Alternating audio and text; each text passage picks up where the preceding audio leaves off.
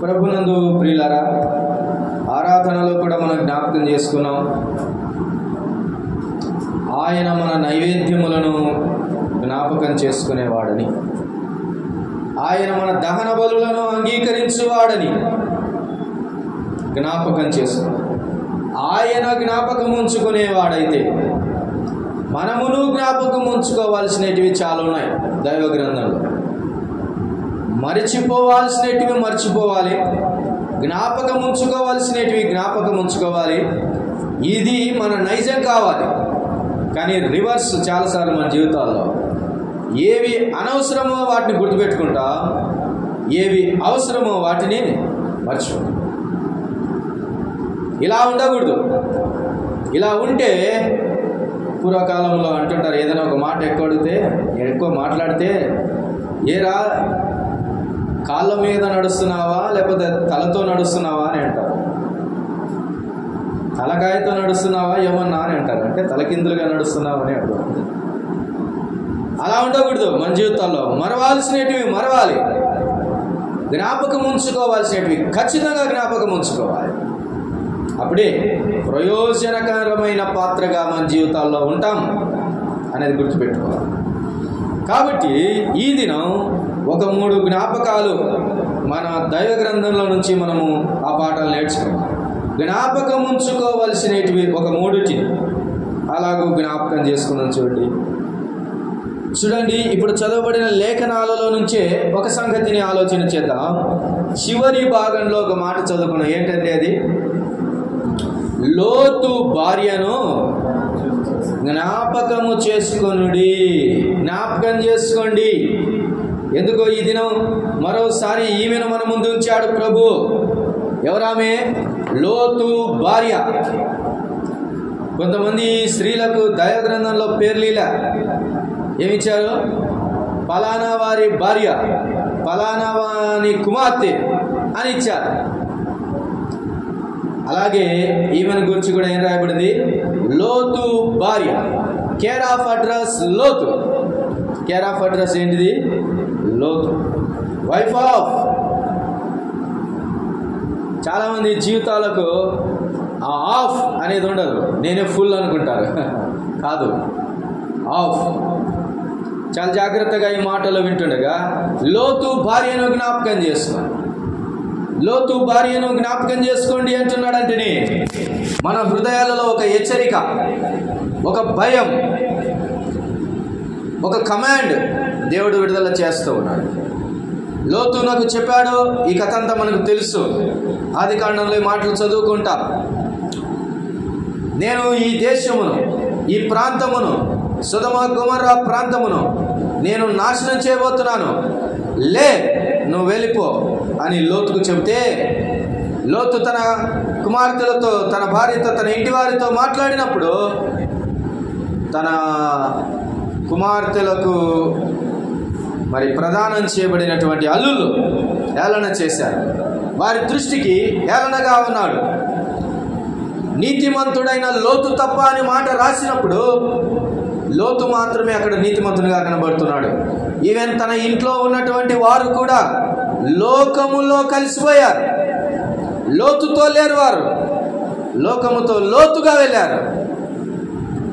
లోతు అక్కడే నీతిమంతుగా కనబడుతున్నాడు. అయినప్పటికీ కనీసం లోతును బట్టైనా బయటకు వస్తారేమని చెప్పి దేవుడు అవకాశం ఇచ్చాడు.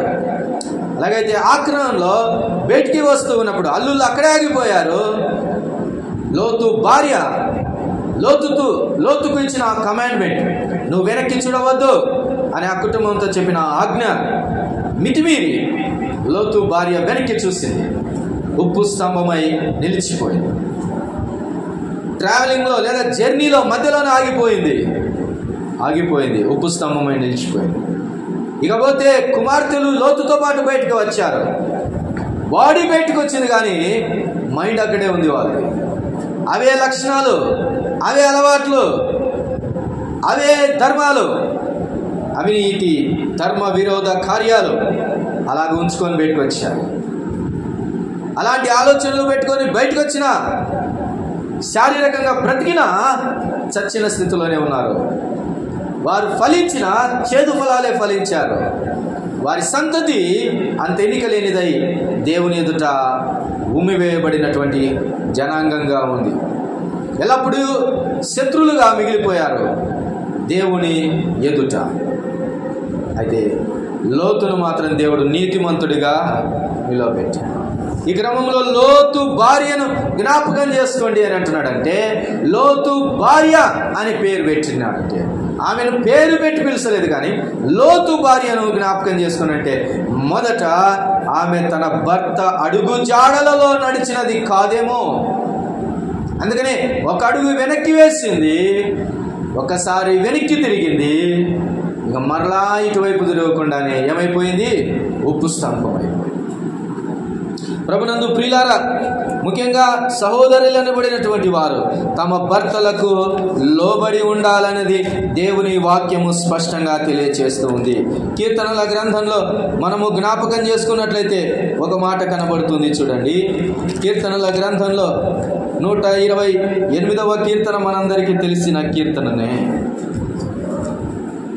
3వ వచన భాగాన్ని చదువుకుందాం. చూడండి, 128 3వ వచనం. నీ లోగిట నీ భార్య ఫలించు ద్రాక్షావల్లి వలె ఉండును. చాలు, భార్య ఎలా ఉండాలంట? ఎలా ఉంటుందంట? నీ లోగిట ఉండే భార్య. అసలు లోగిట ఉండేదే భార్య. లోగిట ఉండునది భార్య. లోతు భార్యను జ్ఞాపకం చేసుకోండి. వైఫ్ ఆఫ్ అని అంటున్నాడు. లోతు భార్య, లోతు భార్య. భార్య ధర్మాన్ని ఆమె నెరవేర్చిందో లేదో, అందుకని ఆమె అక్కడ నిలిచిపోయింది. అటువైపు తన భర్త అలానే వెళుతుంటే ఆ భర్త అడుగు చాడలలో అలానే వెళ్ళకుండా వెనక్కి చూసింది. ఏం చేయాలనే పరిస్థితి తెలియక, అటు చావక అటు బ్రతకక, భయంకరమైన విచిత్రమైన చావు దైవ గ్రంథంలో చనిపోయింది ఆమె లోతు భార్య. ఆమెను జ్ఞాపకం చేసుకోండి అని అంటున్నాడు. అలాగైతే ఈమెను ఎలాంటప్పుడు జ్ఞాపకం చేసుకోమన్నాడు? అసలు ఈమెను జ్ఞాపకం చేసుకుంటే ఏం గుర్తొస్తాయి అని అంటే, అక్కడ రాయబడిన మాటను చూడండి. అక్కడ రాయబడిన మాటను చూడండి. 28వ వచన భాగాన్ని చదువుకుందాం. లోతు దినములలో జరిగినట్టు జరుగును. జనులు తినుచు త్రాగుచు కొనుచు అమ్ముచు నారు నాటుచు ఇల్లు కట్టుచు. ఏనున్నాయి అక్కడ? ఒకటి, తింటున్నారు, త్రాగుచున్నారు, కొంటున్నారు, అమ్ముతున్నారు, నాటుచున్నారు, కట్టుచున్నారు. దాదాపు 6 రకాలు కనపడుతుంది. నేడు దేవునికి దూరంగా చేసే కార్యాలన్నీ ఇవే.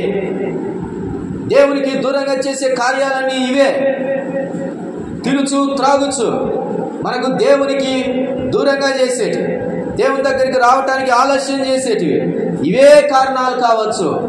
తినుట, త్రాగుట, ఇల్లు కట్టుట, నాటుట, అమ్ముట, కొనుట, బిజినెస్, రియల్ ఎస్టేట్, ఫుడ్, ఇవి దేవునికి దూరంగా చేస్తున్నాయి. రిమెంబర్, లోతు భార్యను జ్ఞాపకం చేసుకోండి అని అంటున్నాడు.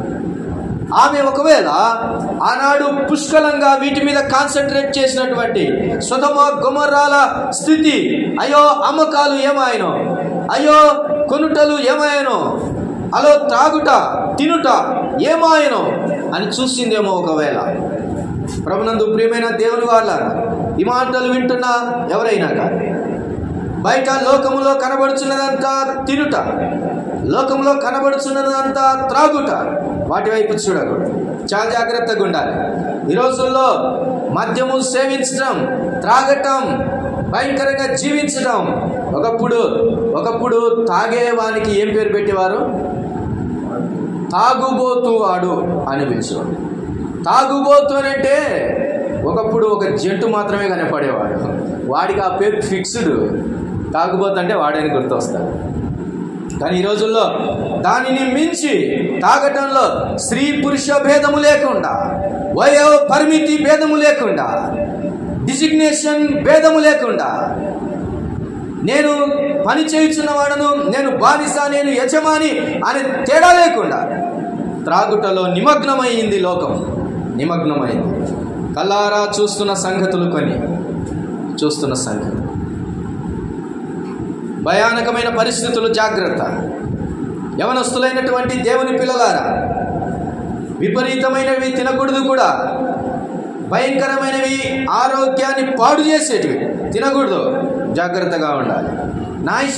నాకు ఇష్టం వచ్చింది తింటాను అని అంటే, నీకు ఇష్టం వచ్చింది తినటానికి దేవుడు నిన్ను మనిషిగా చేయలేదు. మనిషిగా నిన్ను చేశాడని అంటే నీకు ఇష్టం వచ్చినట్టు తినడం కాదు. ఏది పడితే అది తినేది పశువు, జంతువు. కానీ మనల్ని అలా చేయలేదు. విఘ్నత, వివేకము, తెలివి, జ్ఞానం గల వారిగా, మంచి చెడులను ఆలోచించే వారిగా దేవుడు మనల్ని చేశాడు. కాబట్టి తినడం జాగ్రత్త, తాగడం జాగ్రత్త. వేటి విషయమై ఆసక్తి కలిగిన వారమై ఉన్నామో ఆలోచన చేయండి. మీరు మత్తులై ఉండకుడి, మద్యము మీద ఆసక్తులై ఉండకుడి అనే మాట దైవ గ్రంథం బోధిస్తూ. మాత్రమే కాకుండా కొనటం, అమ్మటం, రియల్ ఎస్టేట్. కొంతమందికి ఇదే పని కొనడం, అమ్మటం. ఈరోజు చాలా బిజినెస్ దీంట్లోనే ఉంది. కొందరు అమ్మేవారైతే కొందరు కొనేవారు. ఏమమ్ముతున్నాం, ఏమి కొంటున్నాం, జాగ్రత్తగా ఆలోచించాలి. రహస్యంగా కొనుగోలు జరుగుతూ ఉన్నాయి, రహస్యంగా అమ్మకాలు జరుగుతూ ఉన్నాయి. ఏమిటి రహస్య అమ్మకాలు, ఏమిటి ఈ రహస్య కొనుగోలులు? ఆలోచన చేయండి ప్రభునందు ప్రియులారా. భయానకమైనవి అమ్మబడుతున్నాయి, భయానకమైనవి కొనబడుతున్నాయి. 4 గోడల మధ్య ఉన్నప్పటికీ ఆ మనిషి ప్రపంచంలో ఉంది నేటి దినాన. లోతు భార్యను జ్ఞాపకం చేసుకోండి. లోతు అనుకున్నాడు, నా కుటుంబంలోనే ఉంది, నేను ఎలాగో దేవుని యందు భయభక్తులు కలిగి ఉన్నాను, అలాగే ఈమె కూడా దేవుని యందు భయభక్తులు కలిగి ఉంది అని అనుకున్నాడేమో. కాదు. ఎక్కడో మనస్సులో ఆశ అప్పగించేసింది. ఎక్కడో తన మనస్సును సొదొమ గొమొర్రా మనస్సులకు అప్పగించింది. ఇంటికి కనీసం దేవదూతలు వచ్చిన భయము లేకుండా పోయింది. కాబట్టి లోతును జ్ఞాపకం చేసుకొని అంటే ఇక్కడ 30వ వచనాన్ని చూడండి. ఆ ప్రకారమే మనుష్య కుమారుడు ప్రత్యక్షమగు దినమున జరుగును. మనుష్య కుమారుడు అనగా యేసు ప్రభువారు మరలా రాబోతున్నాడు. జ్ఞాపకం చేసుకోండి. ఎల్లప్పుడూ మన జీవితాల్లో, మన గుండెల్లో ప్రభు వస్తాడన్న అలారం మోగుతూనే ఉండాలి. ఉదయాన్నే లేవాలని 6 గంటల అలారం మోగుతుందేమో కానీ, 5 గంటల అలారం మోగుతుందేమో కానీ, ప్రభు వస్తున్నాడన్న అలారం పెట్టుకుంటే అది మోగుతుంది. అప్పుడప్పుడు అది మోగితే గుర్తొస్తుంది. అందుకే ప్రభు అన్నాడు, జ్ఞాపకం చేసుకోండి. మర్చిపోయే మనుషులు మీరు, మందమతులు మీరు. అంటే మర్చిపోతారు. చాలా జాగ్రత్త. అందుకని యేసు ప్రభు వస్తాడు. వచ్చే ఆ దినములలో లోతు భార్యను జ్ఞాపకం చేసుకోండి. అనగా అటు కాకుండా ఇటు కాకుండా ఆగిపోతున్న వారు ఉన్నారు. దేవుని మందిరానికి రాకుండా ఆగిపోతున్న వారు ఉన్నారు. ఆగిపోయింది. సొదొమ అంచుల దగ్గరనే ఆగిపోయింది. గంధకములు పడే చోటే నిలబడిపోయింది. తమ్ముడు, అక్క, దాటండి బయటికి. నిలిచే స్థానం అది కాదు, దాటండి బయటికి అని ప్రభు పిలుస్తూ ఉన్నారు. అది గంధకముల స్థానం, అది ఉగ్రత స్థానం. అది దేవుడు గెరగీసి అక్కడి వరకు నాశనం చేసే అడుగుల్లోనే ఉన్నావు. దాటివతలికి రక్షణ పొందని పిల్లలు దేవుని వైపు దాటాలని ప్రభు పిలుస్తూ ఉన్నాడు. దాటినా మనము ఇంకా దాటనట్టుగా అక్కడే ఉన్నామేమో. జాగ్రత్తగా ఒక కాలు అటు, ఒక కాలు ఇటు, మధ్యంతర పరిస్థితులలో ఉన్నామేమో. బతిమాలి భంగపడి చేతులు పట్టుకొని లాక్కొని వచ్చిన దేవదూతలు జ్ఞాపకం లేకుండా పోయింది ఆమెకు. వెనక్కి తిరిగి లోతు భార్యను జ్ఞాపకం చేసుకోండి. ఒక మాట చెప్తూ ఉన్నాను. తమ పిల్లలైనా బయటికి వచ్చారంటే దాని అర్థం ఏంటి? వాళ్ళు వెనక్కి చూడాలి. కనీసం వాళ్ళు బయటపడేంత వరకైనా నిబద్ధత కలిగి బయటకు వచ్చారు. కానీ మీకు అది కూడా లేదు. అక్కడే ఆగిపోయింది. భర్త భక్తిలో సాగుతుండగా, పడో లేచో సచ్చో పిల్లలు కూడా ముందుకెళ్తుండగా ఈమెకేమైంది? లోతు భార్యను జ్ఞాపకం చేసుకుంది. నీవు ఒక విచిత్రమైన స్థితిలో నిలిచిపోకూడదు. విశ్వాసపు యాత్రలో ఆ భయంకరమైన స్థానం నుంచి బయటికి వచ్చే ఆ ప్రయాణంలో మధ్యలో ఆగిపోతే చాలా ప్రమాదం. అటు ఇటు కాకుండా సగము కాలిన దహన బలి వలె అది దేనికి పనికి రానట్లుగా ఉన్నట్టుగా నా జీవితం ఉండకూడదు, బయటికి రావాలి. కాబట్టి లోతు భార్యను జ్ఞాపకం చేసుకుంటుండగా దేవుని ఉగ్రత దినములను, ప్రభు అయిన యేసుక్రీస్తు రాకడ దినములను, ప్రభు యొక్క మహోన్నతమైనటువంటి ఆ ప్రభు యొక్క ఆ ప్రతిదండన దినములు రాకమునిపే నీవు నేను సరిచేయబడిన వారమై, కడగబడిన వారమై, ముడత కలంకము లేని వారమై జీవితమునంతా సరిచేసుకొని, బుద్ధిని మార్చుకొని, నడతను మార్చుకొని, ప్రార్థన జీవితాన్ని, పరిశుద్ధత జీవితాన్ని, ప్రభు కొరకైన త్యాగము జీవితం కలిగి బ్రతకడం నేర్చుకోండి. ఇస్కమే ఆయన వచ్చుచున్నాడు. అందుకని లోతు భార్యను జ్ఞాపకం చేసుకోండి. ఇక్కడ కొన్ని ఎగ్జాంపుల్స్ చెప్పాడు, చూడండి ఒకసారి గమనిస్తారా? ఆ దినమున మిద్దె మీద ఉండువాడు ఇంట ఉండు తన సామాగ్రిని తీసుకొని పోకూడదు. మిద్దె మీద ఉన్నాడు, కిందే ఉన్నాయి సామాగ్రి. మిద్దె మీద ఉన్నాడు, మిద్దె మీదనే ఉండాలి, సామాగ్రితో పని లేదు. అదేంటండి వండుకోవడానికి పనికొస్తాయి కదా, 4 గింజలు, కొంత పిండి, కొంచెం నూనె, ఇంత చిన్న గ్యాస్ స్టవ్ పైన పెట్టుకుందాం, ఎన్నాళ్ళకో ఏమవుతుందోలే అంటూ లోతు భార్యను జ్ఞాపకం చేసుకోమన్నాడంటే ఈమె కూడా ఏం ఆలోచించిండాలా? అదే ఆలోచించిందా? అక్కడే తేటపడుతుంది. అంటూ లోతు భార్యను జ్ఞాపకం చేసుకోమంటున్నాడంటే లోతు భార్య కూడా అవే ఆలోచించింటది.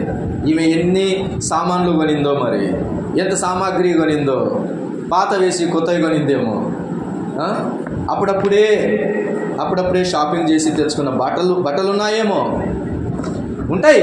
ఎందుకంటే కూతుర్ల పెళ్ళిళ్ళు దగ్గరనే ఉంది కాబట్టి, కూతుర్లకు ఎంగేజ్మెంట్ అయ్యింది, పెళ్లి చేయాలి, పెళ్లి కొరకైనటువంటి సామాన్లు తెచ్చిపెట్టుకోయిందేమో.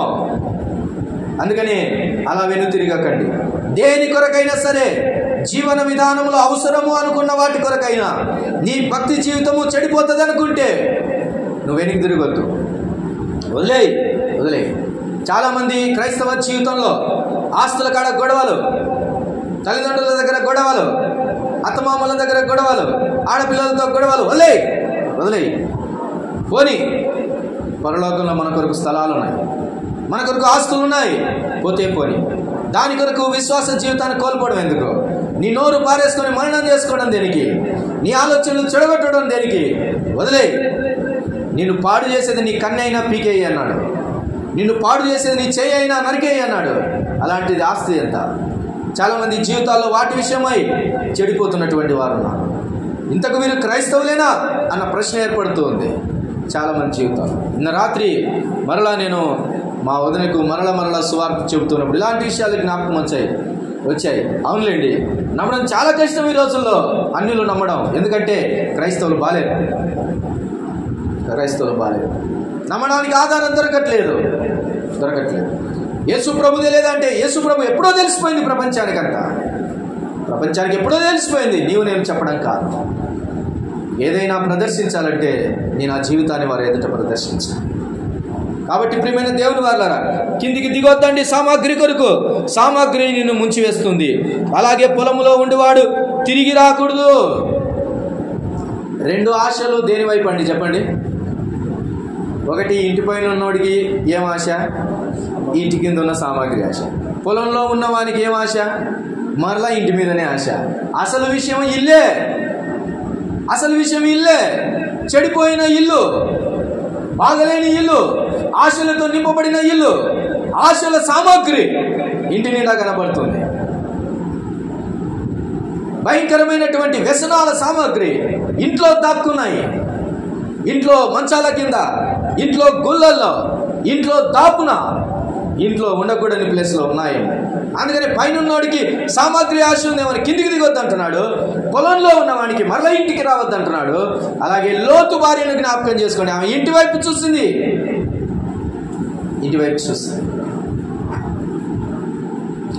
ఇంట్లో ఏమున్నాయో అంతే. ఇంట్లో ఉండకూడని ఉంటే, దేవునికి విరోధమైనవి ఉంటే ఆ ఇల్లు విడిచి రావాలని ప్రభు సెలవిస్తుంది. కాబట్టి లోతు భార్యను జ్ఞాపకం చేసుకుంటే అని ఇలాగూ ఈ మాటలు మనం వింటుండగా మరోసారి ప్రభు రాకడను మనం విడవలసినటువంటి దురాశలను చూపిస్తూ ఉంది. మధ్యంతరంగా ఆగిపోకుండా విశ్వాస జీవితాన్ని పురికొల్పుకొనుచు ముందుకు నడిపించుకోవాలని ప్రభు హెచ్చరిస్తూ ఉన్నాడు. జ్ఞాపకంలోనికి రావాల్సిన మరొక విషయాన్ని ఇలా జ్ఞాపకం చేసుకుని చూడండి. రెండవ విషయం, హెబ్రీయులకు రాసిన పత్రిక 10వ అధ్యాయం. హెబ్రీయులకు రాసిన పత్రిక 10వ అధ్యాయం 32వ వచనాన్ని చదువుకుందాం. చూడండి 32వ వచనం. హెబ్రీయులకు రాసిన పత్రిక 10వ అధ్యాయం 32వ వచనం. అయితే మీరు వెలిగింపబడిన మీదట శ్రమలతో కూడిన గొప్ప పోరాటము సహించిన పూర్వపు దినములు జ్ఞాపకం తెచ్చుకొనండి. ఒక విధముగా చూచితే మీరు నిందలను బాధలను అనుభవించుట చేత 10 మందిలో ఆరడి పడి తిరిగి చాలు. ప్రభునందు ప్రియులారా, మన పూర్వపు స్థితి జ్ఞాపకం చేసుకోమంటున్నాడు. మన పూర్వపు స్థితి అనగా ఇక్కడ ఏమిటి అని అంటే ప్రభు నమ్ముకున్న దినాలు, ప్రభు నమ్ముకున్న ఆ మొదటి దినాలను జ్ఞాపకం చేస్తూ ఉన్నాడు. ఆ పూర్వపు దినాలను జ్ఞాపకం చేసుకోండి. మీరు శ్రమ పొందితిరి, మీరు పోరాడి తిరి, మీరు సహించి తిరి. మాత్రమే కాక లాస్ట్లో ఏమంటాడంటే 10 మందిలో ఆరడి పడితిరి. ఇవన్నీ బాగానే ఉన్నాయి, చాలా సహించారు మీరు. అవి జ్ఞాపకం చేసుకోండి. జ్ఞాపకం చేసుకుంటే ఏమొస్తుంది? మరింత సహిస్తాం. మన జీవితాల్లో మన ప్రయాణ జ్ఞాపకాలు చాలా అవసరం. ఒకసారి ఒక ఊరికి అలా వెళ్ళొచ్చాము. చాలా గుంతలు ఉన్నాయి ఆ రోడ్లో, చాలా ప్రమాదాలు ఉన్నాయి ఆ రోడ్లో. మరలా అవసరం పడింది. అదే రూట్లో వెళ్తూ ఉంటాం, వస్తూ ఉంటాం. రెండోసారి వెళ్ళేటప్పుడు ఫస్ట్ సారి వెళ్ళినప్పుడు ఎక్కడ గుంతుందో, ఎక్కడ ప్రమాదం ఉందో మనకు తెలుస్తూ ఉంటుంది, ఆ జ్ఞాపకం వస్తుంటుంది. అలా రావడం వల్ల ఏమర్థమవుతుంది? ఓహో, ఇక్కడ కొంచెం నెమ్మదిగా పోవడం మంచిది, ఇది చాలా జాగ్రత్తగా తిరిగి వెళ్ళటం మంచిది అని అర్థమవుతుంది. సహిస్తాం, ఓర్చుకుంటాం. ఏంది ఈ రూట్ అని ఎప్పుడు తిట్టుకో, తప్పదు, ఇదే రూటే వెళ్ళవలసింది. మన పూర్వదినాలు ప్రభును మొదటగా నమ్ముకున్నప్పుడు ఎంతమంది మనల్ని ఆరడిపరిచారో, ఎంతమంది బాధ పెట్టారో, ఎంతమంది అవమానపరిచారో, ఎన్ని ఆటంకాలు వచ్చాయో, ఎన్ని ఇబ్బందులు వచ్చాయో అవన్నీ ఎదుర్కొన్నాం. కానీ ఇప్పుడు ఎందుకు ఎదుర్కోలేకపోతున్నాం? ఇక్కడెక్కడో రాజీ పడుతూ ఉన్నాం. ఇప్పుడేదో రాజీ పడుతున్నాం, ఏదో సరిగా లేము, ఆల్రెడీ తట్టుకోలేకపోతున్నాం. 10 మంది అంటే ఓర్చుకోలేకపోతున్నాం. నేను ఎందుకు పడాలి ఆ మాట అని కక్కేస్తున్నాం. ఏమైంది? మన జీవితం మొదట్లో బాగానే నడిచిన ఆ మార్గం జ్ఞాపకం చేసుకోండి. మొదట్లో ప్రతి ఉదయాన్నే లేచి ప్రభుతో మాట్లాడుతూ శ్రమైనా నిందైనా భరిస్తాను ప్రభు అని చేతుల్లో చేవేసి నడిచిన ఆ దినాలను జ్ఞాపకం చేసుకోండి. మన పూర్వపు దినాలు మనమే జ్ఞాపకం చేసుకుంటే, మనం మారిన ఆ స్థితి, మనం ఓర్చుకున్న ఆ స్థితి జ్ఞాపకం చేసుకుంటే మరింత రోషంగా బ్రతకాలనిపిస్తుంది దేవుని కొరకు. ఆరంభ దినాల్లో దేవుని కొరకు నిలబడినాం. కమిట్మెంట్ తీసుకునేటప్పుడు నువ్వు యేసు ప్రభు నమ్ముకోవడానికి సిద్ధమేనా? యేసు క్రీస్తును అందరిలో ఒప్పుకోవడానికి నువ్వు సిద్ధమేనా అని అంటే రోషంగా లేచి నిలబడి ఒప్పుకున్న రోజులు అవి. మరి ఇప్పుడేమైంది? ఇప్పుడెందుకు సరిగా దేవునిని గురించినటువంటి ఆలోచన బయట చెప్పలేకపోతున్నాం 10 మందికి? మీ పూర్వపు దినాలను జ్ఞాపకం చేసుకోండి. చాలా అవసరం మన పూర్వదినాలు మనం జ్ఞాపకం చేసుకోవడం. విశ్వాస జీవితం అంటే 10 ఏళ్ళు నడవటం కాదు. విశ్వాస జీవితం అంటే 5 ఏళ్ళు నడవటం కాదు. అబ్బో, ఈ 30 ఏళ్ళు నడిచినా కాదు, 40 ఏళ్ళు నడిచినా కాదు. నీ నడక తుది శ్వాస వరకు ఉండాలి. అలాగైతే మందమతులైన మనుషులకి, మరిచిపోతున్న మానవ తలకాయకు, ఇదిగో ఒకప్పుడు బాగా బతికి తర్వాత ఇష్టానుసరంగా బ్రతకొచ్చులే అన్నటువంటి రాజీ పడే తత్వానికి దేవుడు మరలా జ్ఞాపకం చేసుకోమని గుర్తు చేస్తున్నాడు. Remember your prayerful life, remember your purified life. ఎంత పరిశుద్ధంగా జీవించాలని ఇష్టపడ్డావో జ్ఞాపకం చేసుకో. అందరిలో ఒక ఐకాన్గా జీవించాలనుకున్న దినాలు జ్ఞాపకం చేసుకో. ప్రభు కొరకు స్వార్థం నేను పట్టుకుంటాను జ్యోతి వల్ల నిలవబడటానికి రోషంతో తీసుకున్న డెసిషన్స్ జ్ఞాపకం చేసుకుని మర్చిపోతున్న ప్రతిసారి నువ్వు బేతేలునకు రమ్మని యాకోబును పిలిచినట్టుగా పిలుస్తూ ఉన్నాడు. జ్ఞాపకం చేస్తున్నప్పుడు కొన్నిసార్లు బాగా స్నేహంగా ఉన్న ఇద్దరు విడిపోతే, దూరం అయిపోతే వారి జ్ఞాపకాలు మరలా గుర్తు చేసుకొని వారి స్నేహాన్ని తలపోసుకున్నట్లుగా నీతో ప్రభుతో ఉన్న బాంధవ్యాన్ని ప్రభు మరలా జ్ఞాపకం చేస్తుంది. ఎలాగూ నడిచాము, తలంపులలో ఎలాగూ నడిచాము, వాక్య ధ్యానములో ఎలాగూ నడిచాము, ప్రభువును గురించిన పాటల్లో ఎలాగూ నడిచాము, ప్రభువును గురించినటువంటి నిరంతర ధ్యానంలో ఎలాగూ నడిచామో జ్ఞాపకం చేసుకోవచ్చు. ఇవి ఎవరిని గుర్చో కాదు, ఇక రాయబడిన మాట. ఇంతకుముందు మాట లోతు భార్యను జ్ఞాపకం చేసుకోండి అన్నాడు, కానీ ఇప్పుడు నీ జీవితాన్ని జ్ఞాపకం చేసుకుంటున్నాడు. నీకు నీవే జ్ఞాపకం చేసుకో. నీకు నీవే ఒక మోడల్, నీకు నీవే ఒక గైడెన్స్, నీకు నీవే ఒక ఛాలెంజ్ అని ప్రభు చదివిస్తుంది. అప్పుడు అట్లాంటివి ఇప్పుడు ఏమయ్యి, ఎందుకు అలాగూ గలితీలను హెచ్చరిస్తూ అంటాడు. ఈ మాటను బట్టి చూడండి, గలితీలకు రాసిన పత్రిక 3వ అధ్యాయము 1వ వచనం.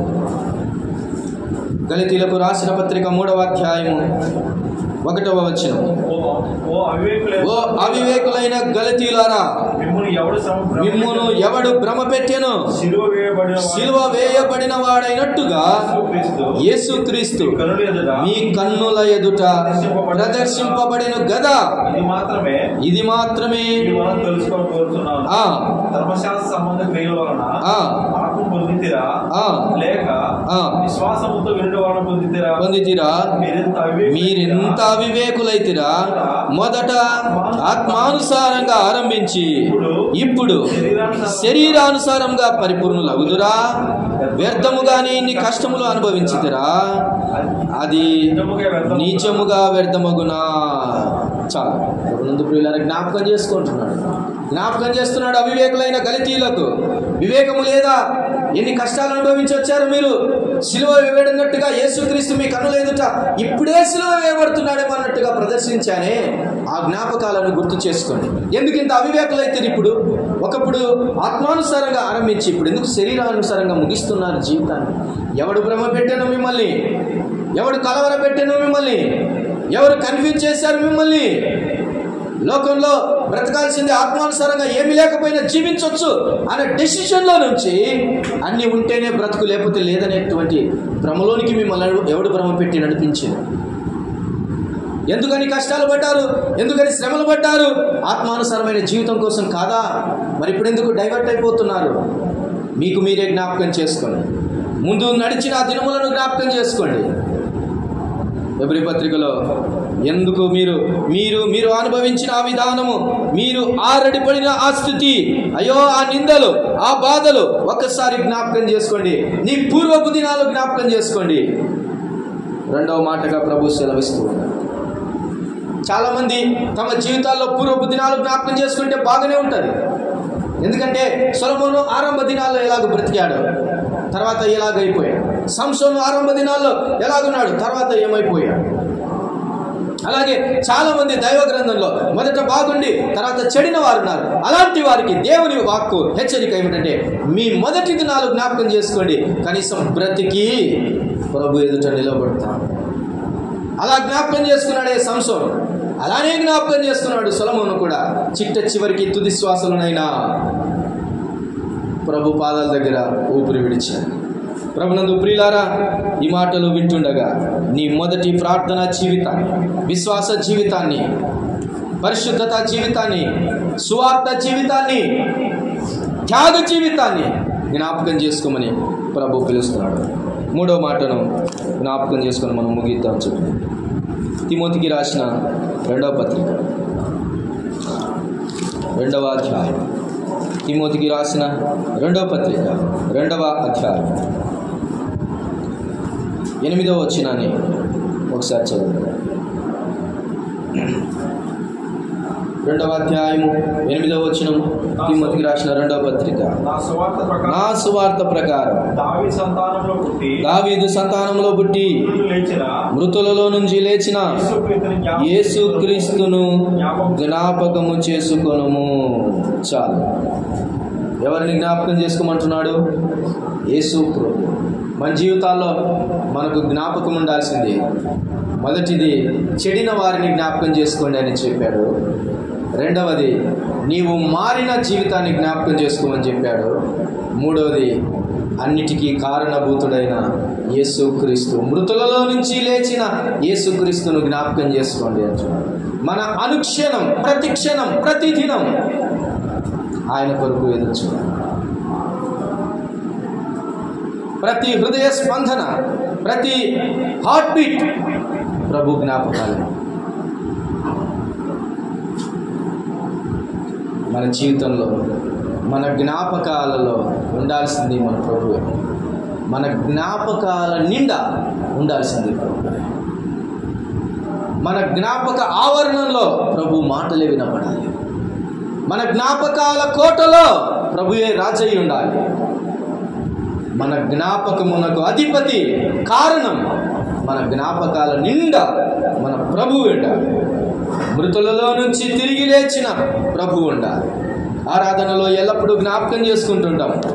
చూడండి, అపోస్తుల కొరింథీయులకు రాసిన మొదటి పత్రిక 11వ అధ్యాయం. కొరింథీయులకు రాసిన మొదటి పత్రిక 11వ అధ్యాయం.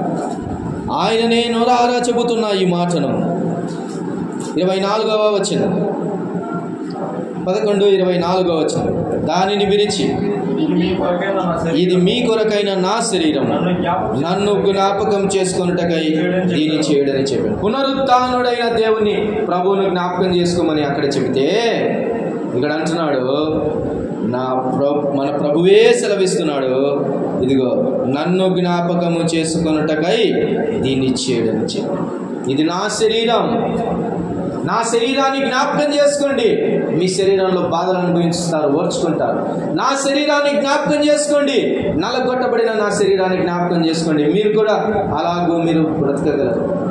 నన్ను జ్ఞాపకం చేసుకున్నట్టుగానంటే ఏదో ఆయన మరణించాడని ఆయనను జ్ఞాపకం చేసుకోవడం మాత్రమే కాదు, కానీ ఆయన ఎలాగూ ఓర్చుకున్నాడు శరీరమందు, ఎలాగూ శ్రమ పొందాడు శరీరమందు, మన కొరకు ఎలాగూ రక్తాన్ని కార్చాడు, దాన్ని జ్ఞాపకం చేసుకుంటే ఈ లోకపు శ్రమలు ఎన్నదగినవి కాదు. మన రెమెడీ, బాధల రెమెడీ, శ్రమల రెమెడీ, ఓర్చుకోవటానికి రెమెడీ ఎవరు అని అంటే మన శ్రమ నొందిన మన ప్రభువే, గాయపరచబడిన మన ప్రభువే. అన్నారా? ఓర్చుకున్నాం. కొట్టారా? ఓర్చుకున్నాం. హింసించారా? ఓర్చుకున్నాం. మరో రకంగా కత్తులు పొడిచినట్టుగా మాట్లాడుతున్నారా? ఓర్చుకున్నారు. అనలేదా మన ప్రభువును? వంచకుడా అన్నారు. యేసు నిన్ను నీవే రక్షించుకో అన్నారు. వెనక నుంచి కొట్టి నిన్ను కొట్టిన వాడెవడో చెప్పు అని హేళన చేశారు. హేళన ఓర్చుకుందాం, నిందలు ఓర్చుకుందాం, బాధలు ఓర్చుకుందాం. అందుకని నన్ను జ్ఞాపకం చేసుకోండి అన్నాడు. సిలువలో ఆగక సాగిన నన్ను జ్ఞాపకం చేసుకోండి. ఎన్నిక లేని వారు తిట్టిన ఓర్చుకున్న ఆ జ్ఞాపకాన్ని గుర్తుపెట్టుకోండి. నిండుగా వస్త్రములు ధరించి అందరికీ ఆదాముతో సహా వస్త్రములను ఇచ్చిన వాడను నేనే. నన్నే వస్త్రహీనుడిగా చేసినప్పుడు ఆలోచన చేసుకుని నన్ను జ్ఞాపకం చేసుకో. సొంత వారే విడిచి వెళ్ళిపోయారు, నాన్న వారే, రానువ వారే ఆయనను తలలోపుచూ హేళన చేశారు. జ్ఞాపకం చేసుకో. చచ్చంతగా మనల్ని బాధించి వదిలిపెడితే చచ్చాక కూడా ఇంకొకటి వచ్చి పొడిచినట్టుగా బల్లెపు పోటుతో ప్రభువును పొడిచిన ఆ జ్ఞాపకం నువ్వు చేసుకో. ఇంకా బ్రతుకుదాం కాసేపు. అక్కడ 1% ఛాన్స్ ఉన్నా కానీ ఇంకా గెలవటానికి ప్రయత్నించు. తప్పిగొన్నంత వరకు ఓర్చుకున్నాను, తండ్రి అని పిలిచేంత వరకు ఓర్చుకున్నాను, తుది శ్వాస వరకు ఓర్చుకున్నాను, సమాధి వరకు ఓర్చుకున్నాను. నన్ను జ్ఞాపకం చేసుకోండి, బ్రతికేస్తారని అంటున్నాడు. పునరుత్థానుడైన ప్రభువును జ్ఞాపకం చేసుకున్నప్పుడు బండను తొలగించుకొని వచ్చిన ఆ ప్రభు యొక్క సామర్థ్యాన్ని జ్ఞాపకం చేసుకున్నట్టు లెక్క. మరణం నిన్నేమీ చేయలేదు అని చెప్పడానికి రుజువు ఆయనను జ్ఞాపకం చేసుకోవడం అనేది. ఆయనను జ్ఞాపకం చేసుకుంటున్నామా? టైం లేదా? ఎన్ని మెసేజ్లు వచ్చాయో వాట్సాప్ జ్ఞాపకం చేసుకుంటున్నాం, ఎన్ని రిప్లైలు వచ్చాయో మెయిల్ జ్ఞాపకం చేసుకుంటున్నాం, టైం టేబుల్ జ్ఞాపకం చేసుకుంటున్నాం, డ్యూటీ జ్ఞాపకం చేసుకుంటున్నాం, చదువు జ్ఞాపకం చేసుకుంటున్నాం, శాలరీ జ్ఞాపకం చేసుకుంటున్నాం, ఇంకెన్ని రోజులకు శాలరీ వస్తుందో జ్ఞాపకం చేసుకుంటున్నాం. ఇన్ని జ్ఞాపకాలలో ఉంటున్న నీవు ప్రభు జ్ఞాపకం ఉన్నాడా? నీ మేధస్సులో, నీ మనస్సులో ప్రభు మెదలాడుతున్నాడా? జ్ఞాపకాలలో ఉన్నాడా నీ ప్రభు? ధ్యానంలో, మౌనంలో ప్రభు ఉన్నాడా? మాటల్లో, ప్రయాసల్లో, పనుల్లో నీ ప్రభువును కలవరిస్తున్నావా? కలవరిస్తున్నావా? నీ ప్రభువును అలాగూ తలపోసుకుంటున్నావా? పరమగీతంలో ప్రియుని తలపోసుకుంటుంది. నా ప్రియుడు ఎక్కడ ఉన్నాడో పరిగెత్తుతుంది, దారులు పట్టుకొని వెతుకుతూ తిరుగుతూ. నా ప్రియుడేమన్నా కనపన్నాడా? నా ప్రియుడు కనపన్నాడా? ధవలవర్ణుడు, రత్నవర్ణుడు ఎక్కడైనా కనపన్నాడా? ఆలోచనల మధ్యలో, కలవరాల మధ్యలో ప్రభు ఎక్కడ పోయినాడో నీ ప్రభు. కొన్నిసార్లు బైబిల్ కూడా చదువుకోలేని ఉదయాలు, ప్రార్థన లేని సాయంకాలాలు, ప్రభువే జ్ఞాపకము లేని రాని ప్రయాసలు ఎన్ని మన జీవితాలు.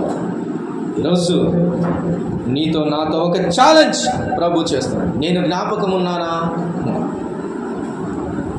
నీకు జ్ఞాపకం ఉన్నానా? నేను చాలా రోజుల క్రితం ఇలాంటి మంచి స్థితిలో ప్రభువే నా జీవితం తలపోసుకుంటున్న రోజుల్లో ఒక పాట అలా రాస్తాను. నా ప్రాణం నీ కొరకు, నా మనసు నీ కొరకు, నా ప్రాణం నీ కొరకు, నా మనసు నీ కొరకు అల్లాడుచున్నవి అనుక్షణము.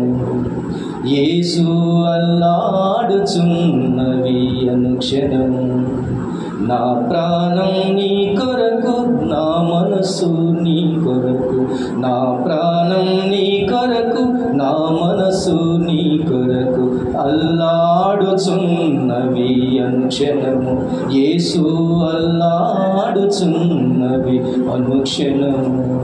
అవును, మనకు మన ప్రభువు మన స్నేహితుడు, మన ప్రభువే మన ప్రియుడు, ఆయన మన బంధువు, మన సమస్తం అయి ఉండాలి. ఆయన లేకుండా ఏ ప్రయాణం చేయొద్దు, ఆయన లేకుండా ఏ మాటలు మాట్లాడొద్దు, ఆయన లేకుండా ఏ డెసిషన్ తీసుకోవద్దు, ఆయన లేకుండా ఏ ఉదయాన్ని ప్రారంభించవద్దు, ఆయన లేకుండా ఏ ఉదయాన్ని ముగించొద్దు. ఆయన నీతో ఉండాలి, నీతోనే ఉండాలి, నీ జ్ఞాపకాలలో నిలిచి ఉండాలి. నీ జ్ఞాపకాల అధిపతి ఆయనే కావాలి. అందుకని అంటాడు, మా ప్రతి ఆలోచనలను క్రీస్తు పాదాల దగ్గరికి చెరపట్టుకొని వచ్చితిమి అని అంటున్నాడు. Any decision, any thought, anything bring an to the feet of the lord. దేవుని పాద సన్నిధికి తీసుకొని రా అని అంటున్నాడు. ఒకటి, చెడిన, పడిన, నిలిచిపోయిన, అర్ధాంతరంగా ముగిసిపోయిన జీవితమైన లోతు భార్యను జ్ఞాపకం చేసుకోండి, హెచ్చరిక. రెండవది, నీ మొదటి దినాలనే నీవు జ్ఞాపకం చేసుకో, కొంచెమైన రోషం వస్తుందని నీకే ఛాలెంజ్ వేస్తున్నాడు. మూడవదిగా, నీ ప్రభువు జ్ఞాపకాలలో నీకు ఉంటే విజయం నీ వెంట వస్తూ ఉంది. యుద్ధము యెహోవాదే అని తలపోసుకున్న దావీదుకు ఒక రాయిలో విజయము తేలినట్లుగా నీ జీవితంలో విజయం వస్తుంది. ప్రభువే నీ వెన్నంటి ఉండాలి. ఒకసారి ఎలీషా శిష్యులలో ఒకడు ఆ ఉచితంగా వచ్చే బహుమానం కొరకు గెహాజీ పరిగెత్తిపోతున్నాడు. ఎలీషా అన్న ఒక మాట, నీతో కూడా నా మనస్సు రాలేదా? మనతో పాటు యేసు ప్రభు మనస్సు వస్తే ఎంత బాగుంటుంది. అందుకని అంటున్నాడు, జ్ఞాపకము చేసుకోండి. 3 జ్ఞాపకాలలో మనము ఉందాం. ప్రభు మనల్ని కూడా ఒకనాడు జ్ఞాపకం చేసుకుంటాడనేది గుర్తు. తల్లోంచండి, ప్రార్థన చేసి. గుండె చేసే ప్రతిస్పందన, ఊపిరి చేసే ప్రతి శ్వాసన గుండె చేసే ప్రతిస్పందన, ఊపిరి చేసే ప్రతి శ్వాసలో, ఊహల ప్రతి ఊసులో, తలచే తాళంపులలో, ఊహల ప్రతి ఊసులో, తలచే తాళంపులలో, నీవే నా ధ్యానమై, నీవే నా ప్రాణమై, నీవే నా ధ్యానమై, నీవే నా ప్రాణమై. నా ప్రాణం నీ కొరకు, నా మనసు నీ కొరకు, నా ప్రాణం నీ కొరకు, నా మనసు నీ కొరకు అల్లాడుచున్నవి అనుక్షణము. యేసు అల్లాడుచున్నవి అనుక్షణము, అల్లాడుచున్నవి అనుక్షణము. యేసు అల్లాడుచున్నవి ప్రతిక్షణము. దయాళుడైన తండ్రి, కరుణా సంపన్నుడానికి స్తోత్రం. ఉదయకాల సమయంలో నాతో మాటలాడిన దేవుడు స్తోత్రం. నీ మాటల జ్ఞాపకాలలో శేష జీవితం మిగిలిపోవటానికి సహాయం చేయండి తండ్రి. ఎల్లప్పుడూ దిగులుతో, కలవరాలతో, నిందలతో వెళుతున్న జీవితానికి నేనే ఉదాహరణ, నన్ను జ్ఞాపకం చేసుకోండి అని చెప్పిన ప్రభువా, నేను ఎల్లప్పుడూ జ్ఞాపకం చేసుకోవడానికి సహాయం చేయండి. నేను స్తుతించడానికి సహాయం చేయండి. ఈ నామమును ఘనపరచడానికి సహాయం చేయండి. కృతజ్ఞతలు చెల్లిస్తున్నాను. చేరి వచ్చిన బిడ్డలందరినీ మీ చేతులకు అప్పగిస్తున్నాం ప్రభు. విన్న మాటలకు పుటము వేసి మా జీవితాలలో ఎల్లప్పుడూ మా చెవులలో వాటిని వినబడినట్లుగా మా హృదయమందు వాటిని రాసుకొనుటకు సహాయం చేయండి. ముందున్నటువంటి ఛాలెంజింగ్ లైఫ్ను మేము ఎదుర్కొని వాళ్ళ నమ్మకమైన మంచి దాసురాలు అనిపించుకోవడం సహాయము చేసి మహిమ పొందు. చేరి వచ్చిన బిడ్డలందరినీ కూడా పేరు పేరున జ్ఞాపకం చేసుకొని దీవించి ఆశీర్వదించి పంపుమని మీకే మహిమ, ఘనత, ప్రభావములని ఆరోపించుకోవచ్చు. మా ప్రభువును మా రక్షకుడునైన యేసుక్రీస్తు వారి పరిశుద్ధమైన శ్రేష్టమైన నామమున స్తోత్రములు చెల్లించి ప్రార్థించి దీనులమై వేడుకొని పొంది ఉన్నాము తండ్రి. ఆమేన్.